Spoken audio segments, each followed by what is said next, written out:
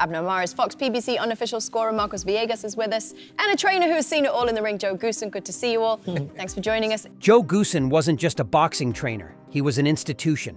The man running the gym, Mr. Joe Goossen, trained so many great champions from Michael Nunn to Diego Corrales. Known for his trademark denim jackets and his razor-sharp boxing mind, Goossen left behind a legacy that stretched far beyond the gym. He was respected, loved, sometimes feared, and occasionally hated. But one thing is certain, he never shied away from speaking his truth. Over his decades in boxing, Goossen trained champions like Diego Corrales, Joel Casamayor, Michael Nunn, Riddick Bowe, and even worked with Ryan Garcia. Important point about Jack Reese, the referee. Oh, no, he's one of the best. He's one of the best, but here's the point.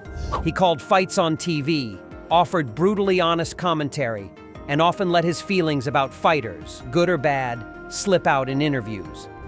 This script dives into 6 boxers that Joe Goossen, by his own words and actions, couldn't stand. Whether it was because of their attitude, their approach to the sport. What I mean by that, I mean drilling. There's different things on speed bags. Yeah. Blend bags, the weave bag, shadow boxing in the ring with the ropes up where it forces you to move your head and throw punches. Or bitter rivalries in the ring, these names stand out as the fighters Goossen truly hated. 1. Floyd Mayweather Jr. To understand why Joe Goossen disliked Floyd Mayweather Jr., you need to understand what Goossen valued in boxing.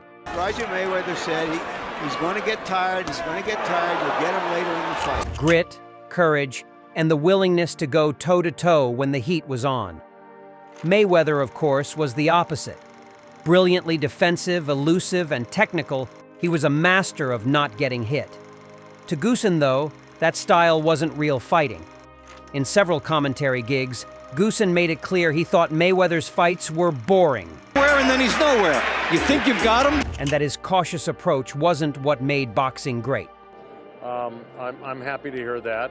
It's gonna be a heck of a battle. Joe came from an era where warriors like Diego Corrales, whom he trained, left everything in the ring, even if it meant taking punishment.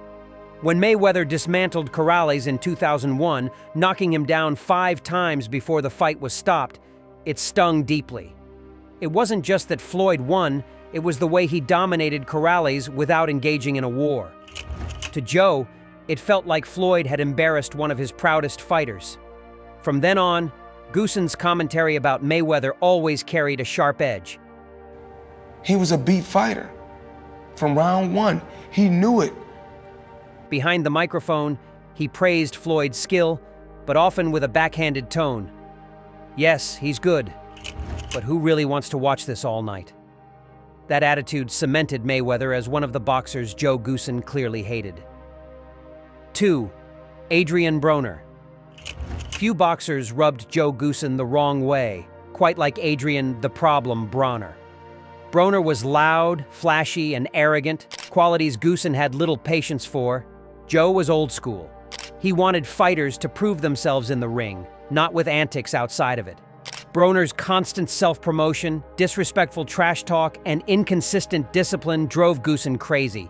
When Goossen commentated Broner's fights, you could almost hear the disdain in his voice. He criticized Broner's lack of work ethic, if he can start to generate more offense, his failure to live up to his early promise, and the way he tried to copy Mayweather without putting in the same dedication. Goossen once remarked that Broner had all the talent in the world, but no idea how to use it.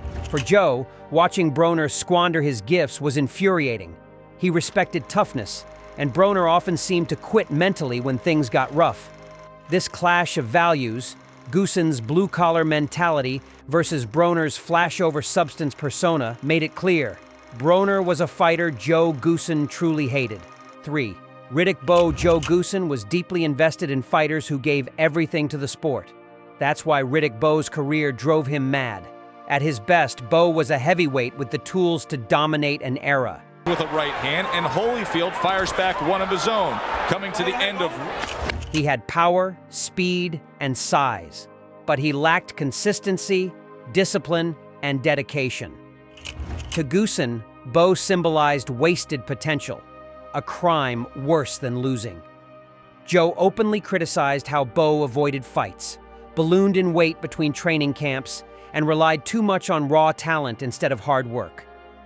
Even though Bo had tremendous highs, like his victory over Evander Holyfield, Goossen couldn't forgive the way he threw it all away with poor conditioning and questionable choices. What made it worse for Goossen was that he had worked with heavyweights who bled for the sport, men who sacrificed everything to stay sharp. To see someone like Bo coast on talent enraged him. In interviews, Joe didn't hold back.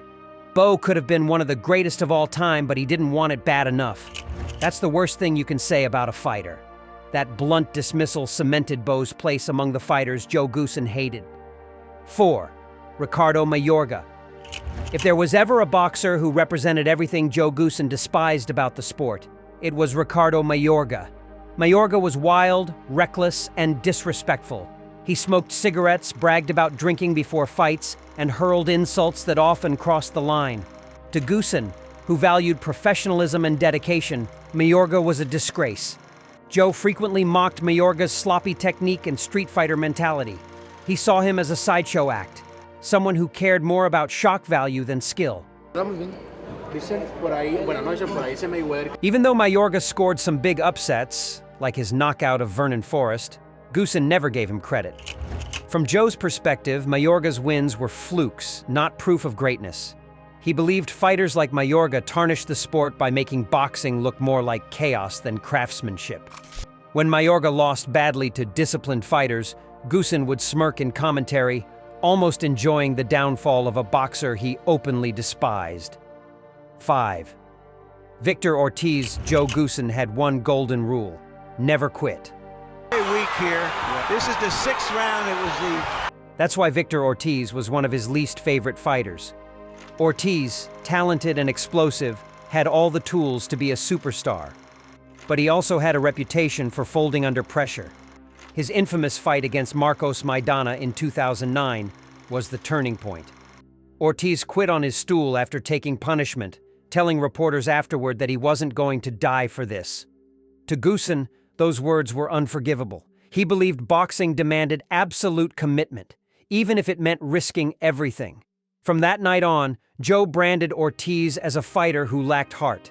Every time Ortiz stepped into the ring, Goossen doubted him. He won't stop throwing it. Ortiz is in big trouble and he goes down. Even in his victories, Joe pointed out flaws in his mentality.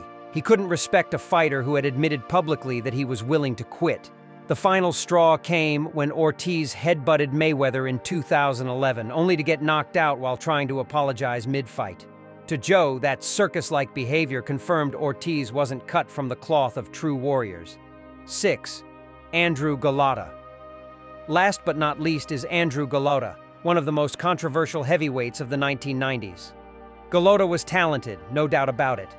But he was also infamous for his dirty tactics, most notably his repeated low blows against Riddick Bowe in their 2 fights. To Goossen, this kind of behavior was unacceptable. Joe believed boxing was brutal enough without fighters resorting to fouls. He openly ridiculed Golota's lack of discipline and mental control, calling him a fighter who beat himself more than anyone else did.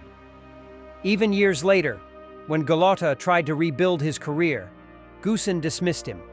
He saw Golota as a man who would always crack under pressure, always resort to dirty tricks when things got tough. For Joe, boxing was about honor, even in violence. Golota, in his eyes, had none. Joe Goossen didn't hate lightly. When he said he disliked a fighter, it wasn't out of jealousy or pettiness. It came from a deep love of boxing and an equally deep frustration with fighters who, in his mind, failed the sport. He hated Mayweather's safety-first style, Broner's arrogance, Bo's wasted potential, Mayorga's clown show antics, Ortiz's quitting, and Golota's dirty tactics.